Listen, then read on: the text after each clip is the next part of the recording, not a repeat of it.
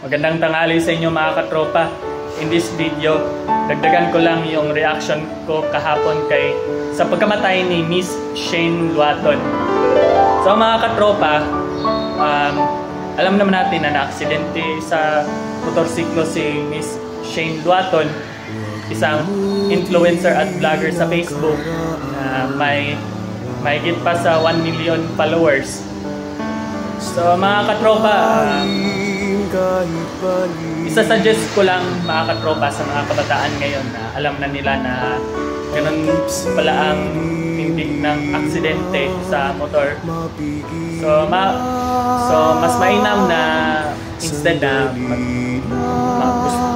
marunong na tayo magmaneho ng kotse, marunong na tayo magmaneho ng motor o iba pang mga sasakyan. So ang isa-suggest ko lang mga katropa is magmaneho na lang ng bike dahil mas mainam pa na iwas disgrasya.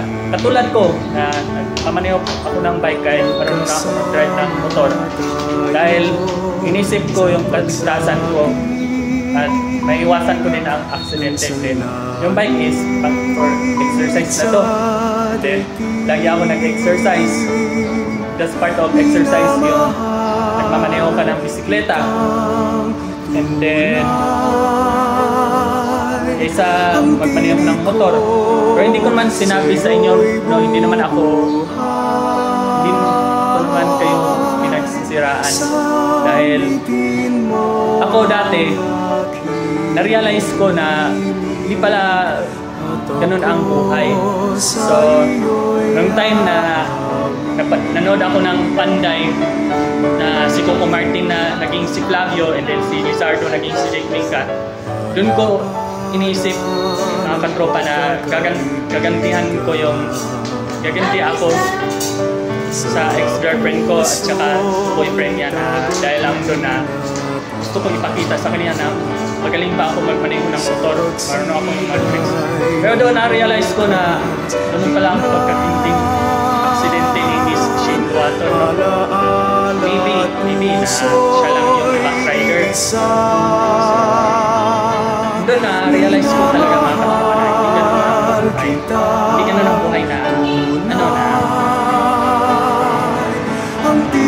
pabuhayan ka ng mga tao na may motor ka. Hindi yan talaga na-realize ko.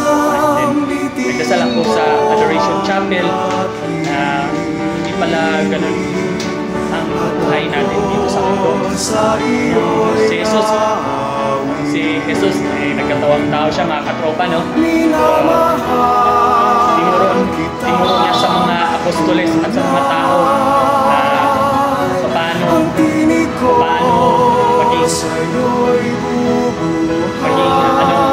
loyalty sa Panginoong Diyos. Ano ang buhay, kung paano magsakripisyo at sumunod kay Jesus. Pasalamat ako sa Panginoon na may bisikleta ako at lagi ko siyang dinadasal bago ako pupunta ng school.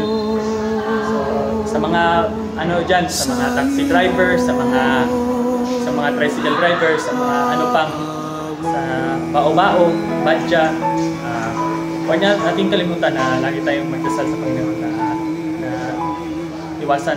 iwasan tayo sa aksidente at trahedya.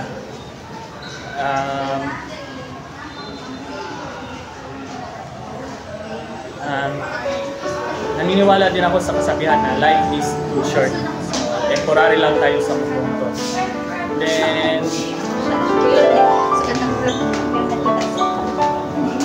wala namang imposible magdasal tayo and wala namang imposible na humingi tayo ng gabay sa Panginoon. And then, ako, katulad ko na hili ko pag-rosaryo, doon ko talaga humingi ng gabay na maiwasan natin ang aksidente.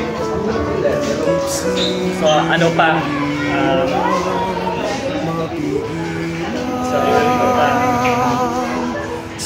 dapat natin na maghanda tayo kailan babalik ang Panginoon. So, lagi ko itong marinig itong music na to eh. Every time nasa Makati pa ako, every time na communion na yung kantang Jesus na aking buhay, doon ako nagkikilay na without Jesus, wala tayo dito sa mundo. So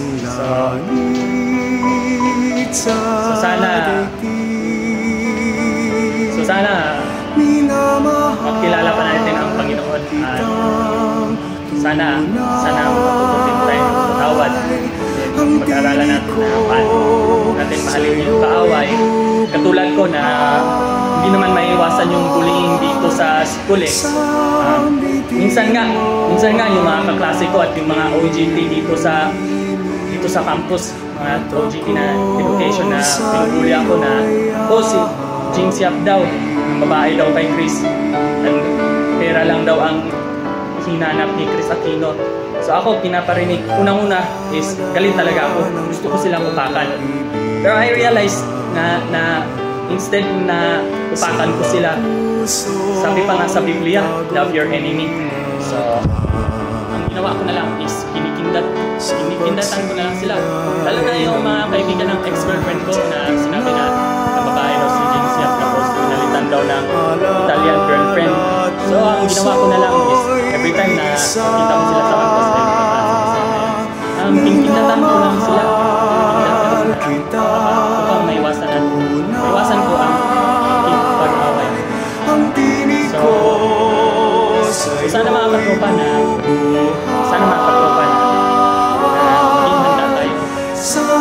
maging handa tayo at lagi tayo magdasal at iligtas tayo sa Panginoon sa aksidente. And dasal tayo pagkagising sa umaga, dasal. Maaari lang mga katropa, magdasal ang Angelus sa mga pananampalatayang Katoliko. 6 morning, afternoon at evening, no? So kung maaari, kapag alas 3 ng hapon, magdasal tayo ng 3 o'clock prayer dahil yun ang important lagi na hindi lang na prayer for intentions, prayer for relationship to God lang. And then sa gabi, bago matulog, magdasal. Kung maaari din, mag-rosaryo tayo. So yan lang mga katropa, na huwag niyong kalimutan na mahal tayo ng Panginoon, and then always remember na love your enemy, and then yun lang. So huwag tayong magkalimot na magdasal sa Panginoon bago pupunta ng kung saan magmaneho. Actually, magdasal talaga ako before pupunta ng school dahil nagbabike lang ako papunta dito upang gabayan ko ng Panginoon at maiwasan ko ang aksidente. So yan lang mga katropa. Huwag yung kalimutan mga katropa na yesterday is history, tomorrow is history, today is the game. Dasal lang. So may nakalimutan pala ako mga katropa, no? So dasal tayo bago kumain para magpasalamat tayo sa biyaya ng Panginoon na binigay niya sa atin. Pagkatapos kumain, magdasal tayo na magpasalamat tayo dahil busog tayo. Huwag niyong kalimutan mga katropa na tayo lagi upang mabusog yung at kinig tayo sa salita ng Diyos. And then sa puso lang natin, and then huwag natin kalimutan na dapat pabusugin natin yung kaluluwa natin sa banal na Eucharistia at sa salita ng Diyos. So yun lang mga katropa. Once again, huwag nating kalimutan na may kasabihang yesterday is history, tomorrow is mystery, today is the gift. This is Elton John D. Fernandez, a.k.a. Tonton Baluco. Alam na kung sino ako, rock and roar. Ang tinig ko sa'yo'y buhay.